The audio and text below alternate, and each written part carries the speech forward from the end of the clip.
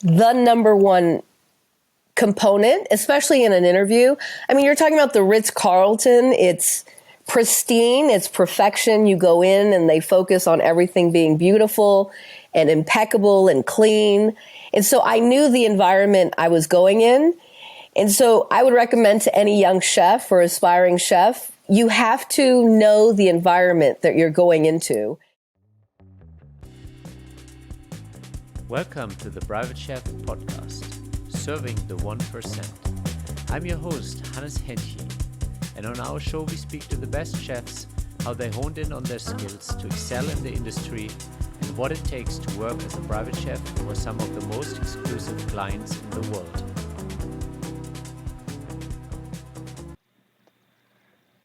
Hi everyone, welcome to the Private Chef Podcast. My name is Hannes Henche. And today we will hear about the inspiring journey of Chef Lizette, who has been in the food industry for over 3 decades before she started her own business. She was the event captain at Wolfgang Puck Catering for 10 years and later started Chef Lizette Entertainment, a lifestyle brand that advocates living more healthy using food as the foundation. Over the past 25 years of feeding celebrities, Lizette cooked for 5 US presidents. As a speaker, she works with organizations, private clients, and schools nationwide, giving engaging talks and cooking presentations on wellness and nutrition. It's great to have you here today, Chef Lizette. Thanks for joining us. Thank you. Thank you so much for having me. Thank you. So, where does your love for food come from? Where did it all start? You know, very fundamentally, it started with Sunday dinners with my family at my grandparents' house. Every Sunday we would get together. And it was a lot of us, and it was every Sunday. And my grandmother was the anchor that initially cooked the main meals, but then my mother helped, my aunts helped. And then as we got older, we started to bring in dishes. So it started with Sunday meals. Nice. And because I really loved the contribution of family meals and gathering, I started watching PBS, which is public television in the United States. And I found Julia Child, and then I followed her career, and that's when I took it further. Nice. So where did you get your hands and feet into the kitchen? What was your first engagement in a professional kitchen? So I went to culinary school. I went to UCLA. It was a trade program. And I almost finished, but I actually got a job at the Ritz-Carlton, and I figured, well, this is my university. And so I really immersed myself at the Ritz-Carlton and was more than full-time. So I did not finish my culinary education, but I actually really started at the Ritz-Carlton. Yeah. So how did you get in there? What was your angle? What was that a program that came through the university, or what was the angle to get into the kitchen? What opened the door? It's so interesting. My cousin and I, she is very good at graphic design. We really focused on a very pristine resume, very clean, very concise. And of course, I didn't have much experience. I had worked at Der Wiener Schnitzel, which was, it's a hot dog fast food place, when I was 13. And then I worked at La Salsa, which is kind of like Baja Fresh Chipotle, which is fast casual of Mexican food. So I had a little bit of work experience, not as a chef, but I did have UCLA that I was in culinary school. I think that was very important. But at the end of the day, I really think that it's how I presented myself. I went very professional. I wore a suit. I think I overdressed for the occasion, but I really think that it was how I presented myself, from the paper of the resume to how I was dressed to how I spoke. Yeah. Yeah, I mean, I think there's clearly something about professional appearance. No, I mean, I've interviewed so many people that don't seem to give a damn about how they roll in, and right. And it's just like, yeah, it's a tough sell. You know, you just make it so much harder for yourself if you don't take care of those basics. I think it's the number one component, especially in an interview. I mean, you're talking about the Ritz-Carlton. It's pristine. It's perfection. You go in and they focus on everything being beautiful and impeccable and clean. And so I knew the environment I was going in. And so I would recommend to any young chef or aspiring chef, you have to know the environment that you're going into and dress accordingly. And then dress up. It's not about if you're going to a fast casual restaurant to dress like that, always overdress for an interview, because the first impression is the most important impression. And you can't take it back. You can't rewind that and do it over again. So you only get one shot, and you really only get 30 seconds, like the first 30 seconds of which they see you. That's all you have. Yeah. So how did it go how long did you stay at the Ritz-Carlton, and what was your progression from there? So I was there for 4 years, and I started in garde manger. The kitchen was led by a French executive chef, and very traditional Escoffier design kitchen. Every department, there was sauciers, there was banquet, there was garde manger, fine dining, casual dining, catering, and they were all in different departments. There was charcuterie. And so I started in garde manger, where I was doing charcuterie, and I knew right away, just starting my career, that the part that I loved the most, because I was given the opportunity one Sunday to work the buffet, to do the omelet station, the action station. And I loved it. The fact that I was with the guest it was my favorite thing. And not many chefs are wired that way. Yeah, you know what I mean? I and probably many other chefs, it's like we hated it at the beginning. I remember the first time I had to do that, I'm like, oh my God, put me back in the kitchen. Yeah. And so I knew that I was meant to be in front of the guest, because I love that exchange. I love them telling me, can you add extra mushrooms and cheese? And, I loved that process. And so I immediately asked the executive chef, and he was very kind.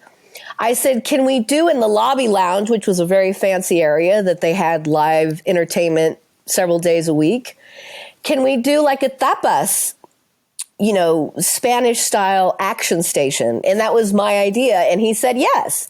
He said, you got to do the whole thing. You're in charge of the whole thing. You design the whole thing. And I was like, oh my God, can I really do this? But I was so excited. So my cousin and I, who she's also a foodie, we went to Spanish markets. We got the cheese, manchego, we got specialty sausage.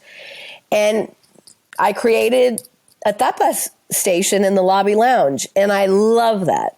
And that was the beginning of me meeting and interacting with the customer, because I preferred to be more with the customer.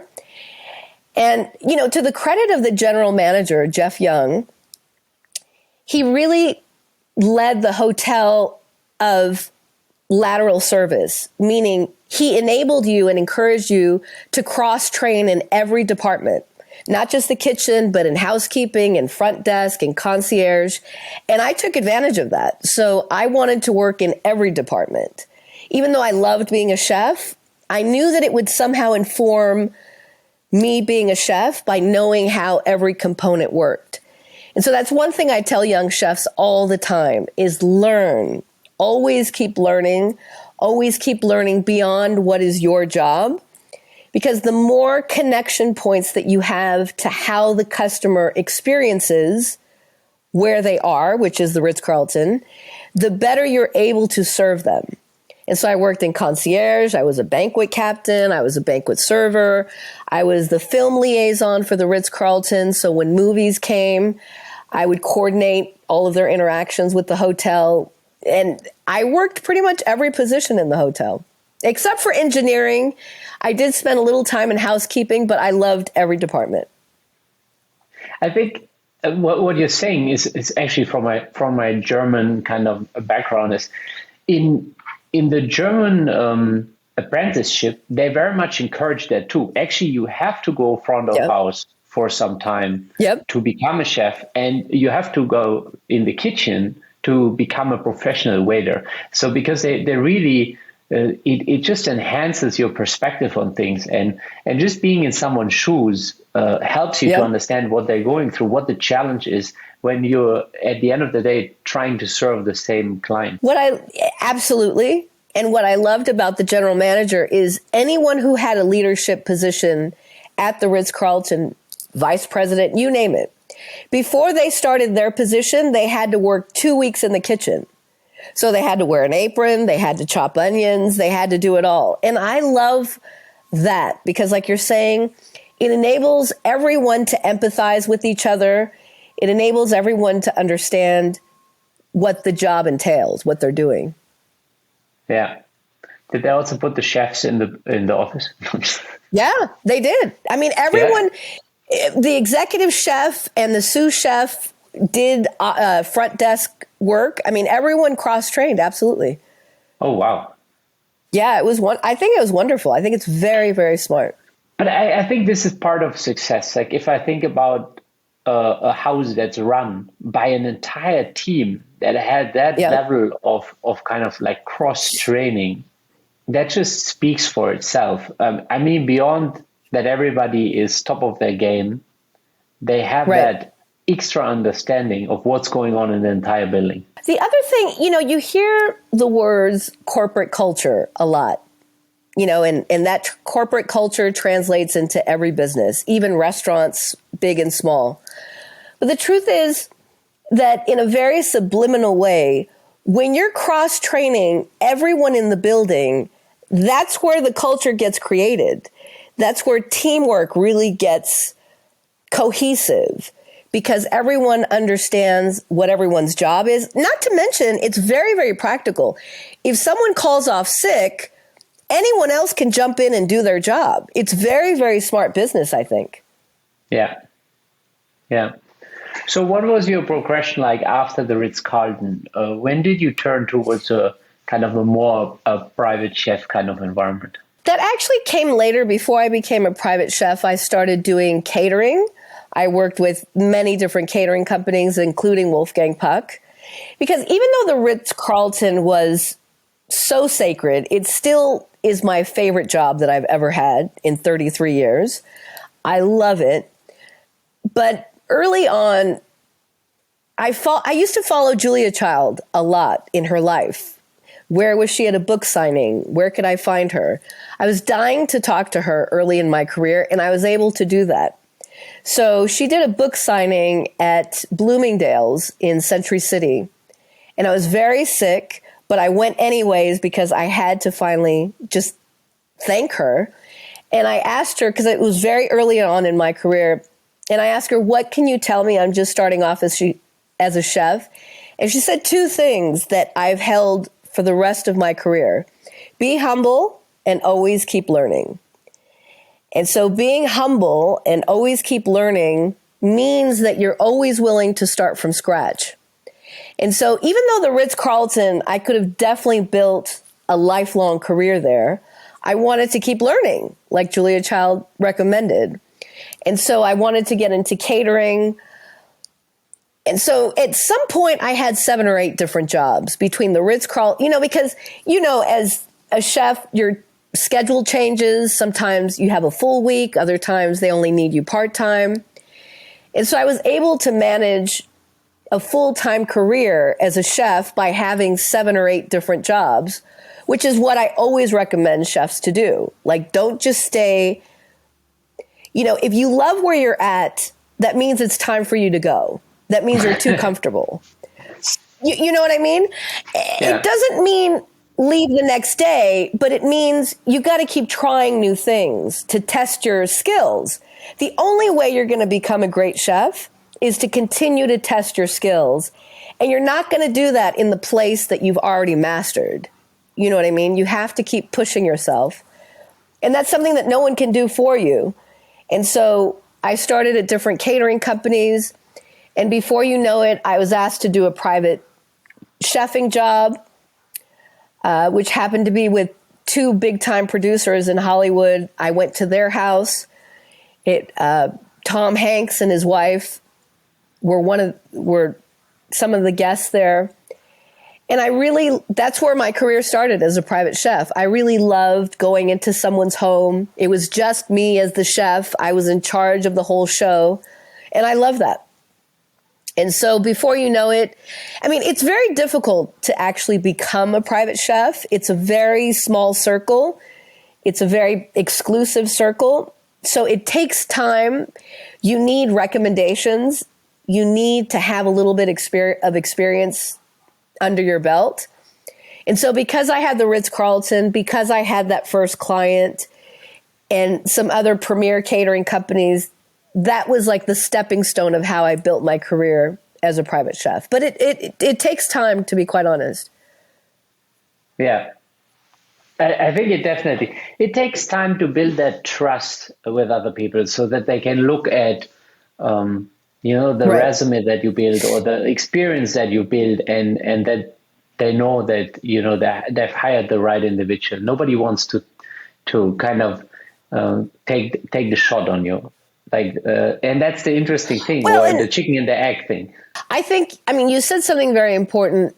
To me, being a private chef in someone's home actually has very little to do with your culinary talents, I think, because it's more about trust.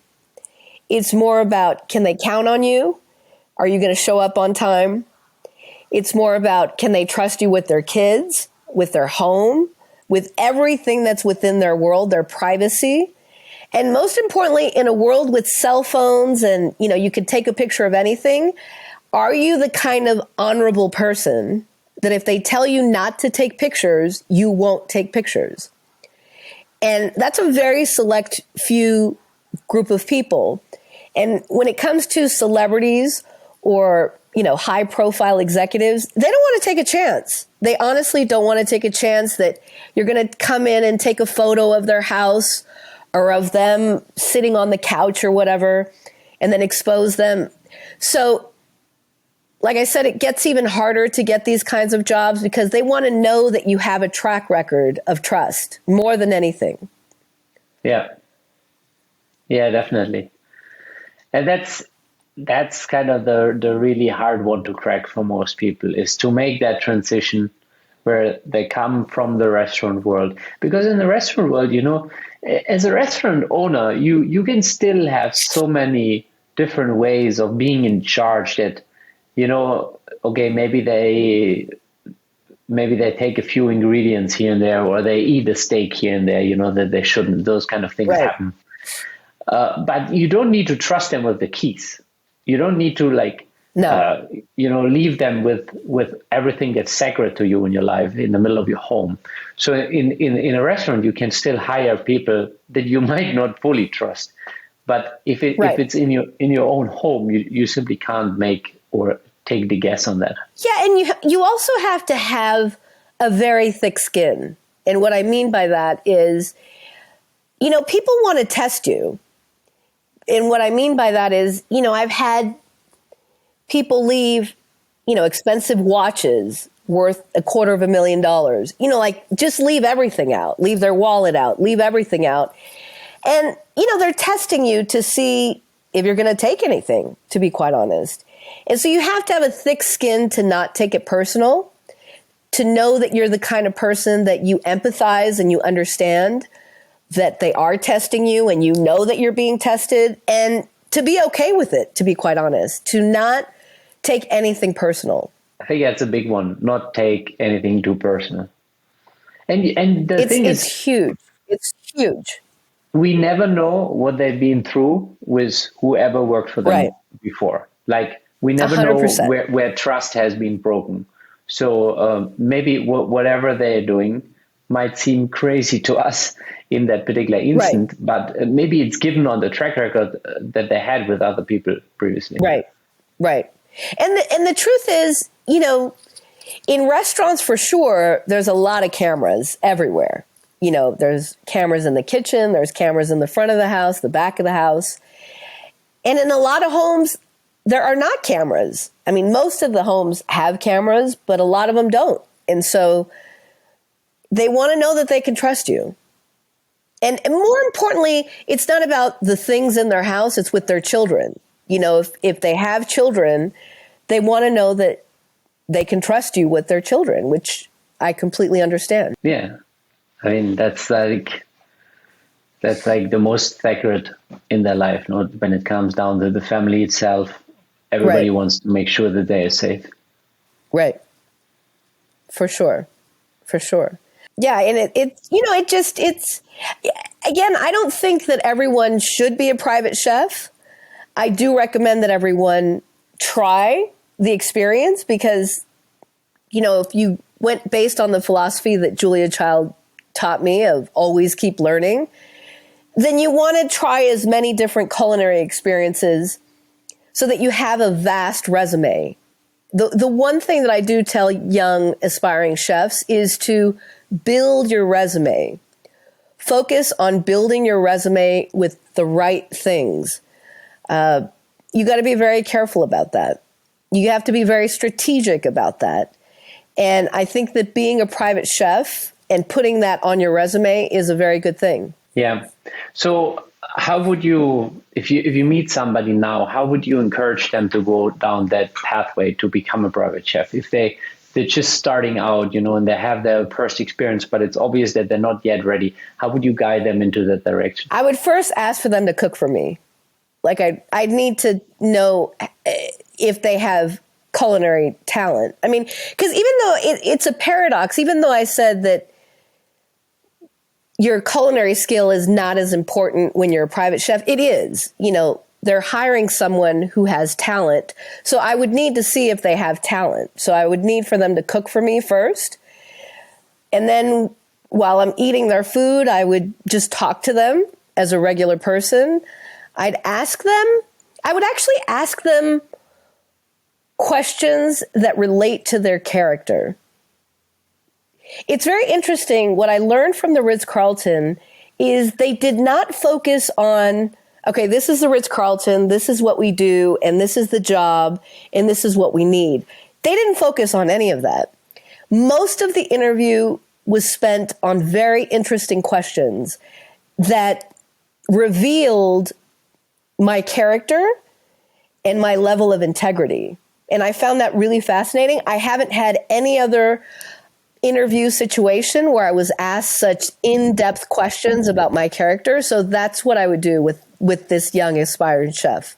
I would ask them questions that let me know who they are as a human being. Yeah. Do you still remember some of those questions where you felt like that really probed your character, something that pierced you and struck you in a different chord? It was always questions of, describe a situation where things did not go well and how did you recover from that? And it wasn't necessarily like culinary because, I didn't have a lot of culinary experience at that point. Just, describe a moment in your life that was difficult and how did you overcome it? And how did you deal with the people that were involved in the situation? It was something to that extent, and I found that fascinating. Like a lot of the questions were rooted in how did you fix a situation? And I love that because, as you know, being a private chef, you're constantly fixing stuff. And it doesn't necessarily even have to do with the kitchen. Like you may be asked to go drive and pick something up. You may be asked to, the nanny can't come in today. Can you jump in? Like there's a lot of different variables being a private chef. And so I think that it's not just about wearing multiple hats, is how are you under pressure? Yeah. And I think one of the and things. So I would ask questions like that. Yeah, one of the things you threw in, it's also how did you deal with people in those situations? Like, okay, you're under pressure. How do you handle the pressure? But also, how do you maintain your cool towards other people and especially potential clients at the Ritz-Carlton? Right. I mean, I think that composure is number one in being a private chef. It's number one. After composure, I would say it is, privacy. Can you respect their privacy? And it goes without saying to never use your phone when you could ask permission to take photos of your food, and they generally welcome that. But other than taking photos of the food, you shouldn't be using your phone at all. But just as an additional layer to make them feel comfortable. Obviously, when you're with the client several years, then that's very different. But I would say that early on is to never be on your phone, because they don't know if you're taking pictures of their house or recording their conversations. And so you want to go the extra mile to make them feel comfortable. Yeah, I like what you said. And I also think it's a lot more timely now to say these things. Like, 20 years Right. ago, phones were simple. Technology was simple. It wasn't quite the same. Right. But when we started hiring for different roles a couple of years ago, like it was so hard to find kids that were willing to leave the phone in the locker. And Yeah. I'm like, it's such a simple request based on my age group. I'm like, okay, phone is in locker, done deal, head chef. And Right. then now there is a completely different generation where the phone is like another piece of the body. What do you mean I'm not supposed Right. to have the phone on me? Which is very interesting. I don't know if you find this, but I have, because I work with agents who help me get these jobs, is that they usually, they don't discriminate at all, of course, but I find that they find people in our age group who understand a different level of integrity of what it means to not have your phone, to respect people's privacy. Because especially in the world of celebrities, all it takes is one photo. You know what I mean? One wrongdoing, and now, the celebrity and the whole team, the, press agents and all of that, they have to do so much to unwind a photo that gets into the public. And so I think celebrities in particular are very, very careful. They keep people for a very long time. Their housekeeper might end up working up their way to be the chef. They want to just keep a very tight team and keep them for as long as possible because, trust is the most important thing to them. I think that's actually a beautiful thing about our industry is that if you find the right family, this career can take a very different path on its own.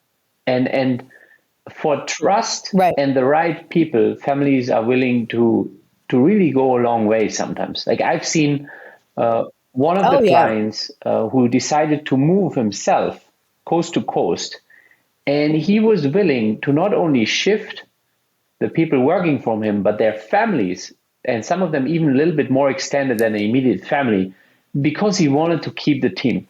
Yep. 100%. 100%. You see that a lot because it's sacred.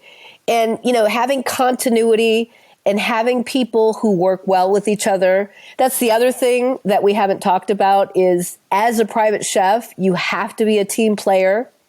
The team is smaller. It's smaller than a kitchen, at a restaurant or a hotel, which means that you have to go the extra mile to get along with the people on the team, whether it's the housekeeper, the nanny, the driver, you name it. Whoever is on their team, you have to really get along. It's a very small family. Yeah. And that's truly where it comes together. And when everybody performs well, when it's a well-oiled machine, then it also makes the experience for everybody, particularly the family or the client, well-rounded. But it's also nice to work in a team where everybody knows things are taken care of and everybody's dialed in. Right. The other thing, so it's very interesting. It's a position that you really have to earn, meaning you have to earn their trust. You have to earn staying there. You have to earn your bonuses or whatever comes with it. But I've had private clients offer to fully fund me to open up my own bed and breakfast. I wasn't ready at the time. Had I been ready, I would have opened it in Vermont. I've had clients, pay me very generous compensations of bonuses. I've had clients write very generous letters of recommendation that have helped open doors. So there's a lot of bells and whistles. There's a lot of extra there's a lot of great extras, but you have to earn them. Yeah. I would say that the stakes are high. Like, I think if you don't have raving reviews, you don't have any. Right. Like, it's if you don't have Exactly. letters or recommendation, it's actually in itself already kind of maybe not a red flag, but like a yellow flag. I think it's a red flag. I mean, I know that that's an exaggeration, but I think what you said is perfect. That if you don't have one great letter of recommendation, you have no great letters of recommendation, especially as your career starts building. I mean, I have more than 15 letters of recommendation from the Ritz-Carlton, from my general manager at the Ritz-Carlton, to catering companies, to clients. And you know this. I mean, we're literally only as good as the last meal that we make. And chefs need to understand that, whether you're a private chef, whether you're a chef at a restaurant, you're only as good as your last meal, because that's what people remember. And so you have to always keep working for yourself, because no one's going to make you competitive like that. You have to do that for yourself. You have to be wired that way, that you understand that even though I've been a chef for 33 years, I'll be working as a private chef this summer, I know that my food has to be just as good, if not better, than what I did last summer. And I've been doing this for more than 3 decades. It never ends. It's no different than an actor. They're only as good as their last movie. And so chefs, it's the same exact thing. Yeah. But we have a lot more meals in a year than they have movies. Yeah, for sure. Which, I mean, listen, in honesty, because you're cooking every day, you can make mistakes. Nothing has to be perfect. In fact, I recommend that chefs do make mistakes, because it allows you to humble yourself and to apologize to the client. I'm so sorry that it didn't come to your satisfaction. How can I fix it? Was it too much salt? Was it, just tell me how I can make this better.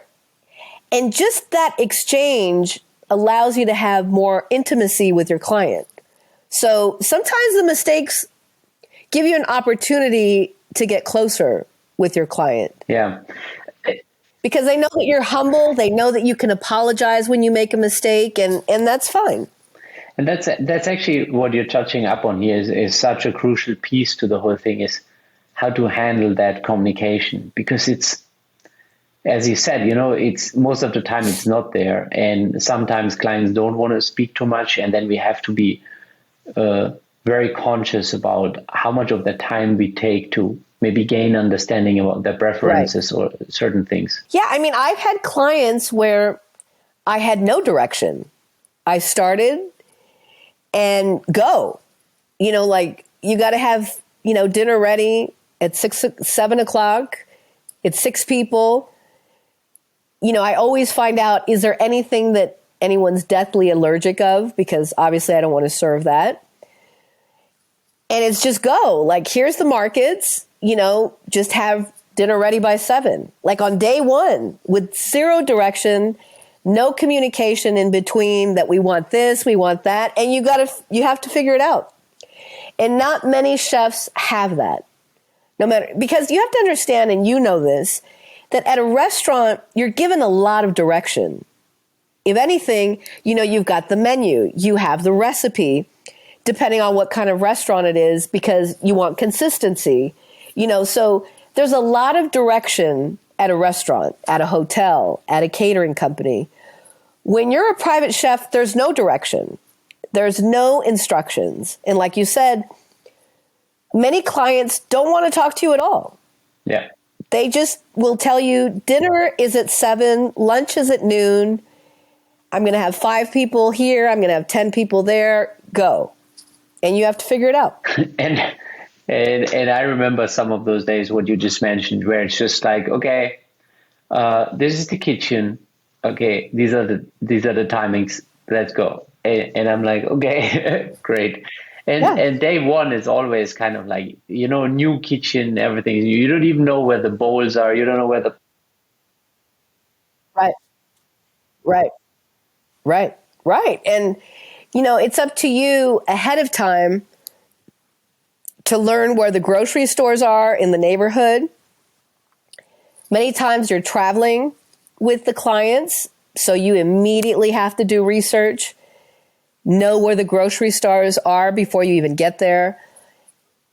So it's a very independent job where you have to be self-directed in order to succeed. I think that that's really, really important.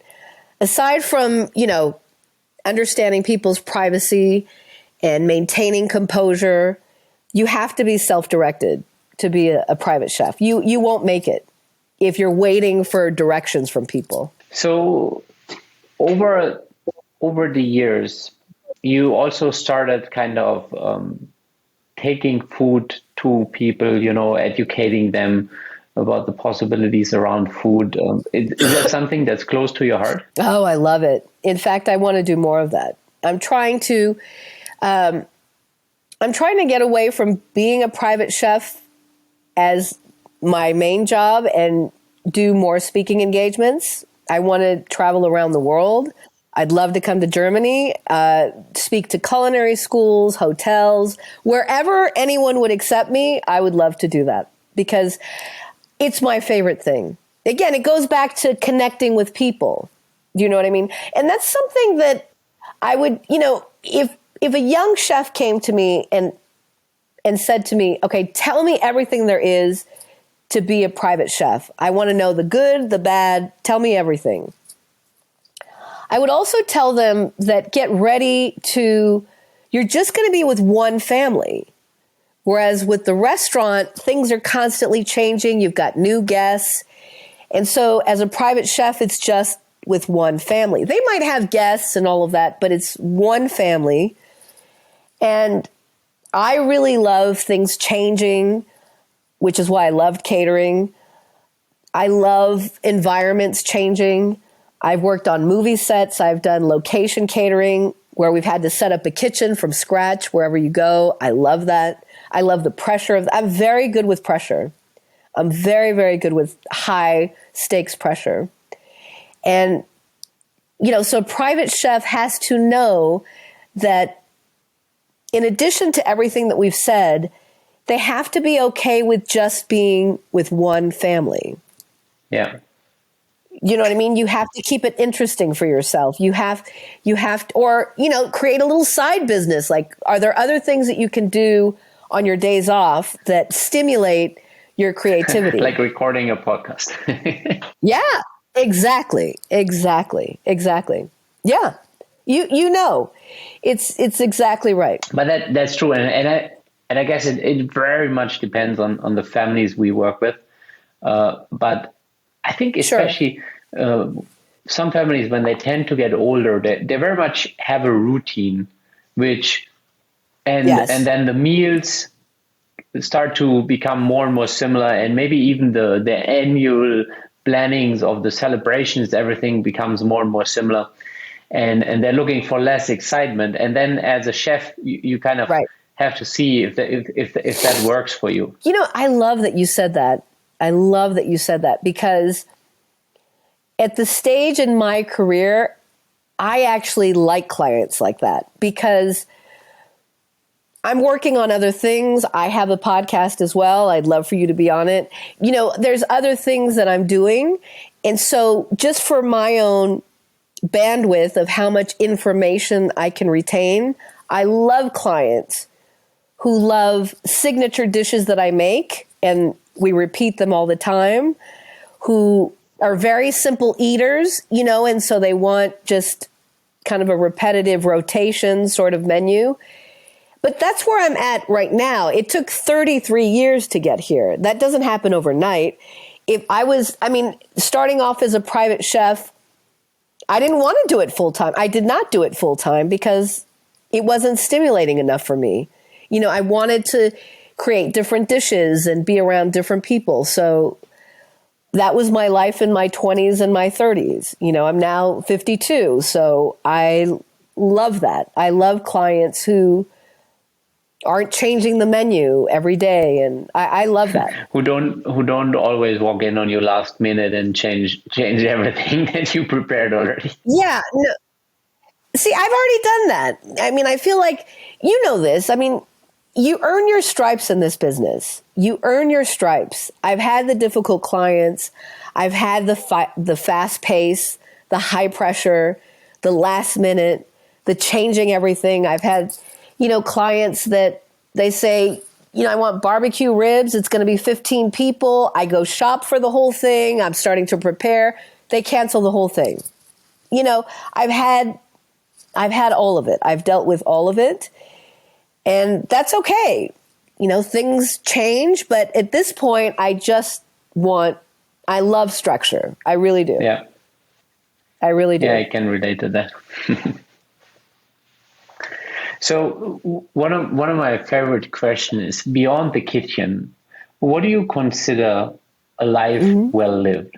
A life of service. A life of service. You and I have been servants, and food has been our vehicle. So we have been servants to people.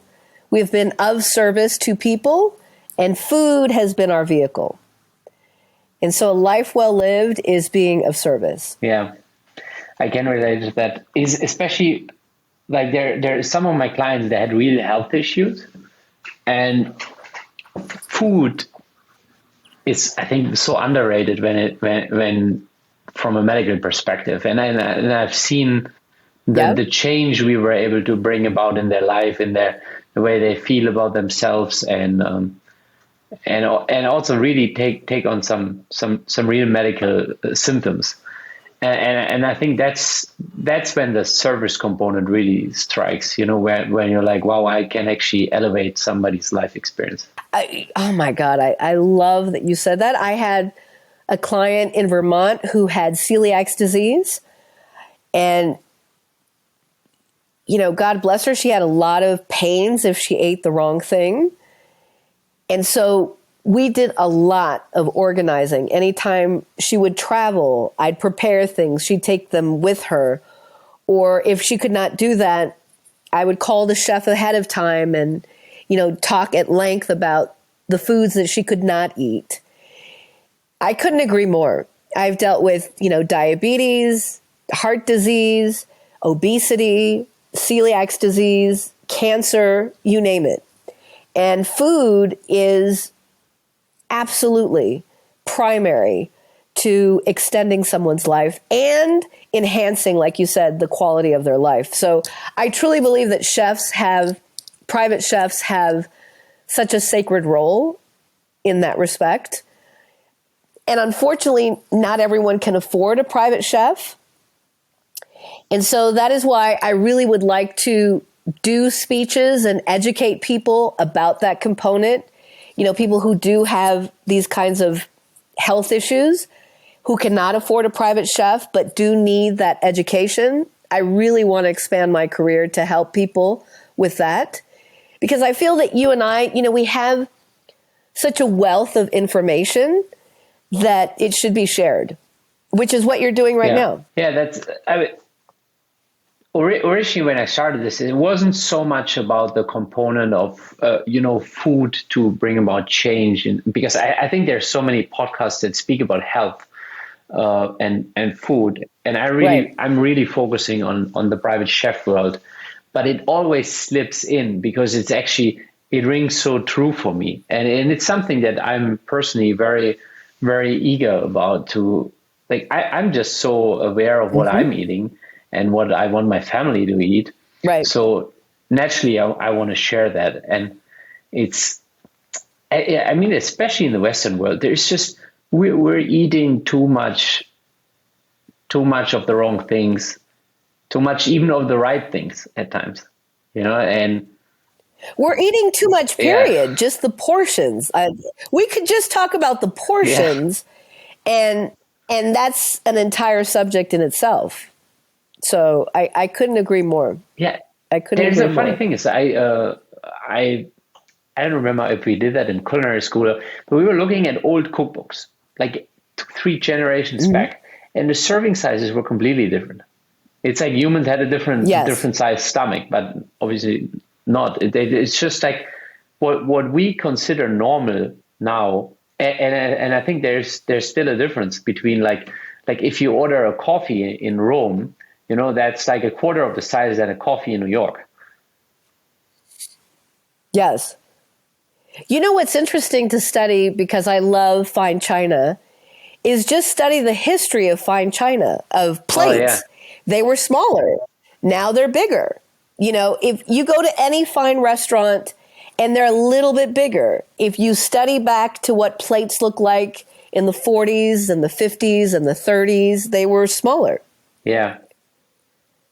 Just, fine china, the way a table is properly set, the plates were smaller. Yeah, I mean, all I have to do is actually visit my grandparents' house, and that reflects right there. Like the original service that they got maybe as a wedding gift or something has a different size than what we probably would buy today. Even the champagne glasses. You've seen the champagne were very small. All of the glasses were smaller. Yeah. Yeah. Well, there's a reason there's so many health issues. One definitely has to do with overconsumption. Portion. Yeah. Yeah, for sure. Overconsumption of everything. Like you said, coffee, beverages, alcohol, even a salad. You can have too much salad. Yeah. Yeah, that's really interesting, and this is one of the components that I actually enjoy the most, is getting into the health of my clients, and I enjoy working with the trainers and the nutritionists and maybe even the doctors, and turn it around. Unless sometimes it might get a little bit crazy in the demands. But I generally I appreciate that component a lot. Yeah, I mean, you're playing such a significant role. I mean, you really are. So what have been some of the most rewarding roles you've played in a person's kitchen, where you really felt like it struck a chord in your heart? Well, definitely when I worked with my client in Vermont, because she had celiac disease. She also really longed for companionship. So I played a role in that way of, I was someone she could talk to. I would listen. I think that was very important. I've worked for families with a lot of children that I believe I've helped raise, or I've been a positive influence in how those children have come up. I think that's probably my favorite. Teaching kids how to cook, that I now see them cook, is my greatest accomplishment, truly, which is why I go into schools and I set up a whole table and show people how to cook, young people, because it's primary. Understanding how to feed yourself is the most important thing you could do for yourself, and then ultimately for your family. So any role that I've had the opportunity to teach people how to cook is my favorite role. Yeah. Nice. Very nice. Well, Liz, this has been a very inspiring conversation. We're running up on the end of it. Thank you. Where can people connect with you? Thank you. Find out more about you, listen to your podcast. So my website is under construction, but it is cheflizette.com. But mainly Twitter or Instagram. So on Instagram, it is Chef Lizette altogether. On Twitter, it's chef_Lizette. But I really have the domain of everything. On TikTok, it's Chef Lizette. On YouTube, it's Chef Lizette. Pretty much Chef Lizette everywhere. If you just Google Chef Lizette, you'll find me. And we'll add it to the show notes too. Thank you. Thank you. Such a pleasure. Such a pleasure. Thank you for joining us at the Private Chef podcast. If you know any highly skilled chefs that want to take their life to the next level, make sure to share this podcast with them. And if you enjoyed this episode, click subscribe and check out our upcoming episodes. Thank you for listening.